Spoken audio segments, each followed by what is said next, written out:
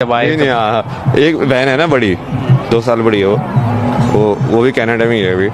Canada में काम करके आया ना मैं 3 साल।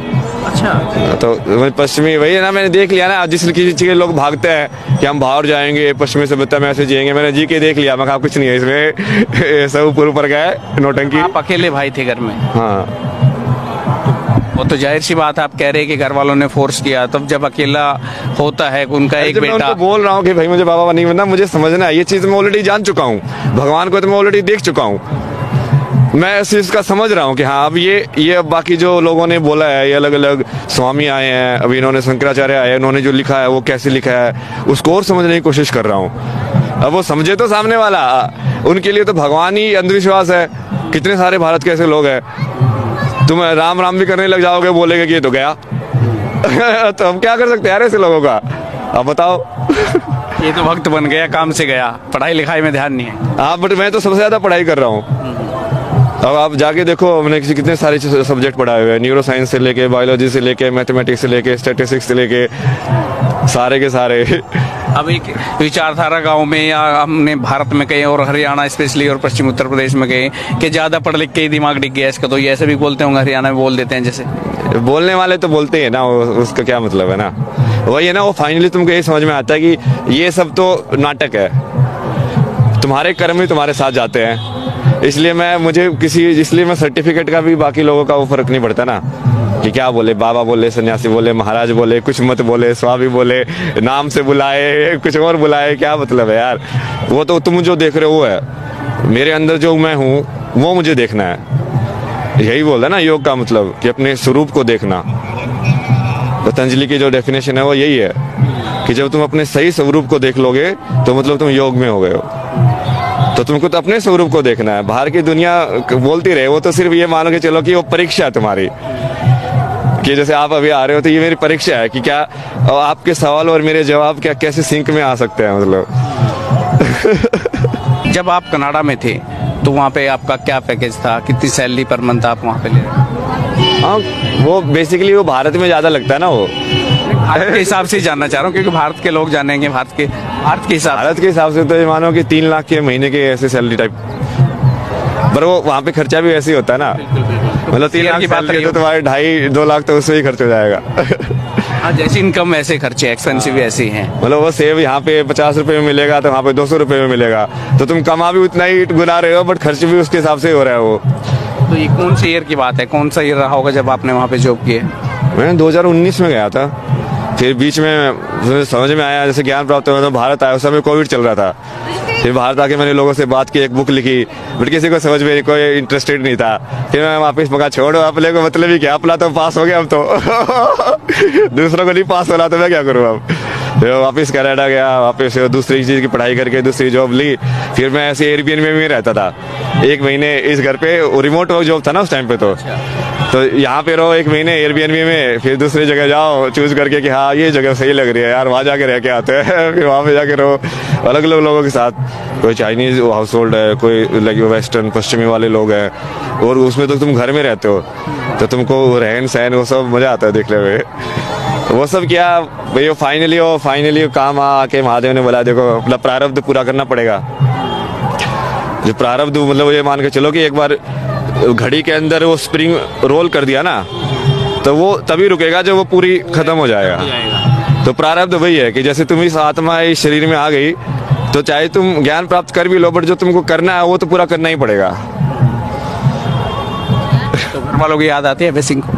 नहीं, अब तो सिर्फ महादेव।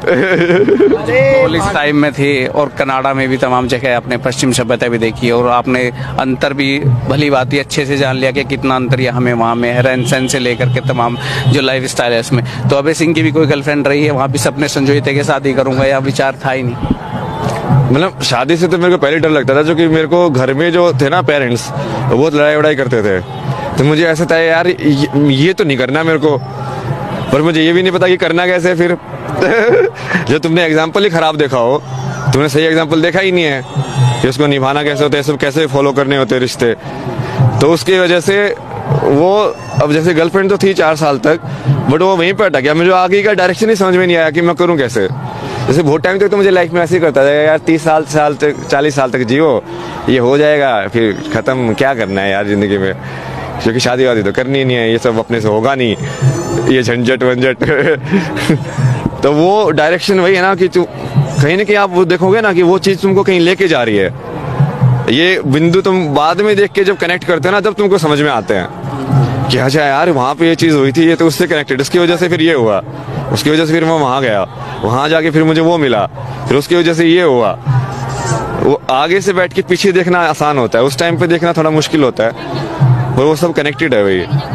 तो फिर इंडिया में थी कि कनाडा में? इंडिया में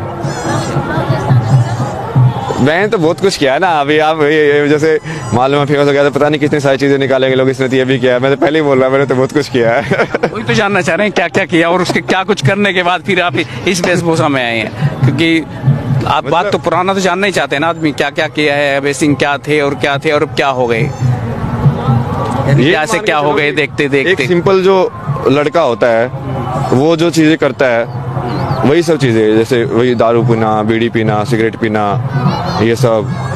बट वो मेन चीज जो मैं देखता हूँ ना अपने अंदर, वो ये कि लेकिन तुम्हारा जो सच को ढूंढने की जो वो थी ना ललक, वो सही थी। वो ठीक है, वो चीज आती जाएंगी जाती रहेंगी, वो कर्म से इतना फर्क नहीं पड़ता। वो कर्म तो ठीक है, तुम ये कर रहे हो वो कर रहे हो, उससे क्या ही फर्क पड़ता है। आधी बार तो हमको बाद में पता चलता है कि हाँ ये चीज मुझे लाइक उससे हेल्दी के नाम पे बेच रहे कि मैं खा रहा था, बाद में पता चला ये अनहेल्दी है तो उससे क्या फर्क पड़ा, कुछ फर्क नहीं पड़ा भाई। तो ऐसे वही वाली चीजें बहुत सी की है, जैसे गर्लफ्रेंड भी हैं, बाकी भी। कनाडा में तो कुछ नहीं किया मैंने, कनाडा में तो सिचुएशन ही अलग थी उस टाइम पे, तो वो फिर मेंटल हेल्थ प्रॉब्लम से जा रहा था ना मैं, तो मैंने वो सब भी हुआ ना, वो पूरा लाइक एक्सट्रीम डिप्रेशन, मतलब जिसमें तुम घर से बाहर ही नहीं जा सकते हो, किसी से बातें नहीं कर सकते हो, बस बैठे रहते हो, सिगरेट फूकते रहते हो, काम करते रहते हो, सिगरेट फूकते रहते हो, काम करते रहते हो, बस वैसे वाला फेज। बट उसमें उस टाइम पे मेरे को फिर वो सवाल बदल गया, फिर वो आएगा यार ये मन क्या चीज है यार, ये क्या चीज है ऐसी जो बंद ही नहीं हो रही है, नींद नहीं आने दे रहा, मतलब है क्या, ये क्या सिस्टम है ये अंदर की, ये चले जा रहा है चले जा रहा है चले जा रहा है, इसको कैसे बंद करूं मैं, स्विच क्या है इसका तुम उस सवाल का जवाब तो ढूंढोगे ना, सवाल का जवाब ढूंढने में अब तुम कहाँ पे ढूंढोगे वो है। उसका जो वेस्टर्न वाला जो है, मैंने इसका साइकोलॉजी ये सब है उनका पढ़ा, यूंग ये सब, फ्रॉयड ये सब, वहाँ कोई तो जवाब दे, बट उनके पास पूरा जवाब कोई नहीं देता है। जैसे आप किसी से पूछोगे ना इंग्लिश में मेमोरी क्या होती है, वो बोलेंगे memory behaves like this, memory behaves like this, memory behaves like this. Memory है क्या, उसके गुण थोड़ी पूछे है चीज के गुण से चीज थोड़ी पता चलती है, वो तो तुम उसकी बस व्याख्या कर रहे हो, उसमें 3-4 पॉइंट और ऐड करते जाओगे और ऐड करते जाओगे, उस चीज को तो बताओ वो है क्या वो चीज।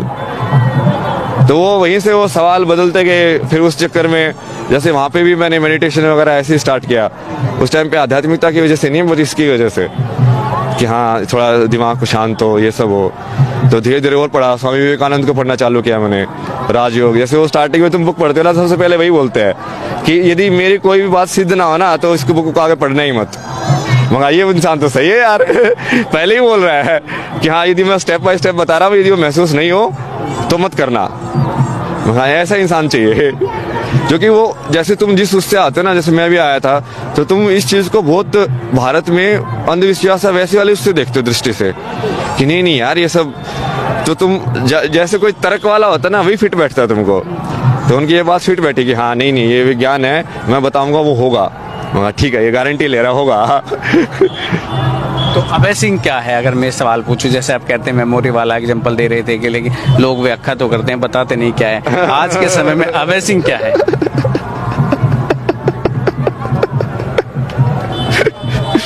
अभय सिंह तो कुछ है ही नहीं रहा, अभय सिंह तो टेम्परेरी नाम है। जैसे नाम जो होते हैं ना, वो हमेशा गुण के हिसाब से होने चाहिए किसी भी व्यक्ति के। लेकिन नाम तो बच्चा पैदा हुआ 2 घंटे बाद, 4 घंटे बाद या 2-4 दिन बाद नाम रख देते, तब तक उसके गुणों का क्या अंदाजा? सब पता चलता है अरे वो लोग देख के वो पुनर्जन्म वाले वो ढूंढ लेते हैं कि हाँ, जैसे पहले टेंडेंसी देखते के ढूंढ लेते थे ना लोग, कि मान लो जैसे बुद्धिस्ट में करते हैं लोग कि उस बच्चे को 5 खिलौने दिए, उस 5 खिलौने में से उसने कौन सा पकड़ा, तो उसके हिसाब से पता चलता है कि इसकी पुराने जन्म के हिसाब से इसकी इस जन्म में कर्म किस टाइप के आएंगे, तो पता तो चल जाता है। और वो आप यदि महात्मा होंगे तो देख के बता देंगे कि हाँ ये बच्चा ये बनेगा।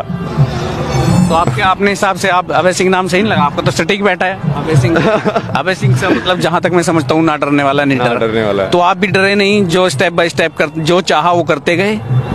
मतलब चाहा भी नहीं है, वो चॉइस ही नहीं है ना उसके आगे। तुम सही में यदि सत्य पे चलना चाहोगे तो तुम क्या करोगे? चलोगे।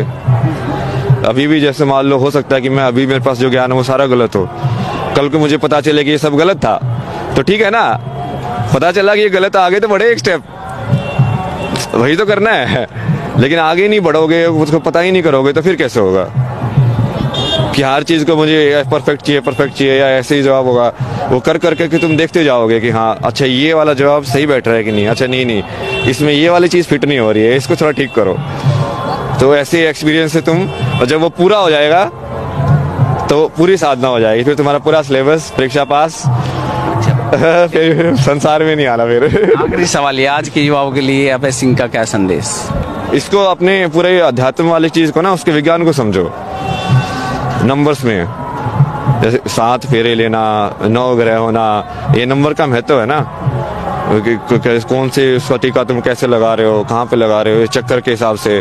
अपने में तो पूरा डायग्राम दे रखे हैं उन्होंने कि हर चक्कर की कौन कौन सी ध्वनि है, कौन कौन से स्वर कहाँ से निकलते हैं, कौन से मंत्र में किसका तुम उच्चारण करोगे तो कैसे होगा। तो जब तक तुम उसको कनेक्ट नहीं करोगे तब तक वो समाज में वो ये वाली जो सोचे बनी रहेगी कि ये सब तो ऐसे ही होता है, भगवान है कि नहीं हमको क्या पता है, वो ऐसी वाली सोच ही रहेगी। कृष्ण को भगवान मानना तो दूर की बात है, वो तो पहले यही नहीं मानते कि भगवान होता भी है। पहले तो उनको ये बताना भाई भगवान होता है और फिर वही आया था, वो कैसे बताओगे, वो तो अगला स्टेप है। तो पहले यदि उसको विज्ञान से नहीं जोड़ोगे तो आज के युवा को बिना तर्क के कन्विंस करना बहुत मुश्किल है।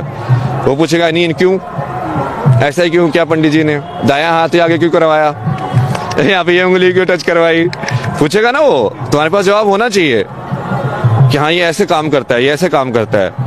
तो जब वो आ जाएगा और वो समाज में आ जाएगा तब फिर ये मतलब चीजें इतनी अलग से अलग नहीं होंगी, फिर वो समाज के जीवन शैली का हिस्सा हो जाएंगी। ऐसा तो अभी भी है, बट वो लोग अभी तो अंधाधुन कर रहे हैं, मतलब ज्यादातर अनभिज्ञ है। ठीक है, फॉर्मेलिटी है, करनी है तो कर देते हैं। हाँ बिल्कुल। फॉर्मेलिटी है या परंपरा बनी हुई है कि हाँ हम इस तरीके से ही करते हैं तो उसी तरीके से कर रहे हैं, बस जानना जरूरी नहीं समझते। तरीके को जानना भी समझना पड़ेगा ना, नहीं तो होता क्या है ना कि जैसे जैसे उसका वो लिंक कट हो जाता है ना विज्ञान से, तो वैसे वैसे तुमको फेथ ज्यादा जरूरी है, फिर अंधविश्वास ज्यादा जरूरी है कि मैं अपने बच्चे को बोलूं कि देखिए ऐसे ही है, तू बस कर दे, तुझे जानने की जरूरत नहीं है। अब उसको तो बहुत विश्वास होना पड़ेगा तुम्हारे ऊपर ये करने के लिए। अब लेकिन वो विश्वास तो नेगेटिव में भी जा सकता है, जैसे किसी धर्म में या उसमें वो नेगेटिव में भी चला जाता है ना। अब वहां पे ऐसे लिखा हुआ है कि हाँ भाई तुमको कोई पाप लगेगा ही नहीं, कर्म होता ही नहीं है कुछ भी, तुम कुछ भी करो। तो वो उसके हिसाब से उन्होंने विश्वास कर लिया, वो कुछ भी करते हैं। फिर कर्म का जो सिद्धांत है, वही जो मूल सिद्धांत है, वो जितने भी भारत के धर्म है सबके अंदर है, जैन के अंदर, बुद्धिज्म के अंदर, सिखिज्म के अंदर, हिंदुज्म के अंदर। क्योंकि कर्म के सिद्धांत के बिना प्रकृति को समझना नामुमकिन है। कॉज एंड इफेक्ट जो होता है ना, कि कारण का कारण, कि ये कारण हुआ फिर उससे ये चीज हुई, फिर इस चीज से ये कारण बनी और फिर इससे ये हुआ, फिर ये कारण बना फिर उससे ये हुआ। वैसे ही तो समझते हैं ना दिमाग में हर चीज को, रिएक्शन जो जैसे केमिस्ट्री में समझते हैं कि हाँ इससे ये हुआ, फिर इससे ये रिएक्ट करके फिर ये बना, फिर इससे ये रिएक्ट करके ये बना। तो वो विश्वास में दोनों साइड जा सकते हैं ना। भक्ति फिर वही है ना कि वो पूरा विश्वास है। अब तुमको क्या पता कि सामने वाले जिसकी भक्ति करे वो सही इंसान है कि गलत इंसान है। तो उसको ज्ञान से जोड़ना, विज्ञान से जोड़ना भी जरूरी है, ताकि उसको भक्ति को थोड़ा बेस में मिले। यही है संदेश। तो ये अभय सिंह थे, जो झज्जर, हरियाणा के झज्जर से निकलकर मुंबई IIT और वहां से कनाडा तक का सफर करने के बाद अब महाकुंभ में हैं। और वो लाइफस्टाइल जो 3 लाख के पैकेज में कनाडा तक रहे, मुंबई IIT की, उसके बाद अब ये इस जगत में आ चुके हैं, इस वेशभूषा में आ चुके हैं और तलाश में हैं, सच की तलाश में हैं। आप भी लगातार जुड़े रहिए हेडलाइंस इंडिया के साथ, अपने सहयोगी अंकित के साथ। मैं कुलदीप सिंह।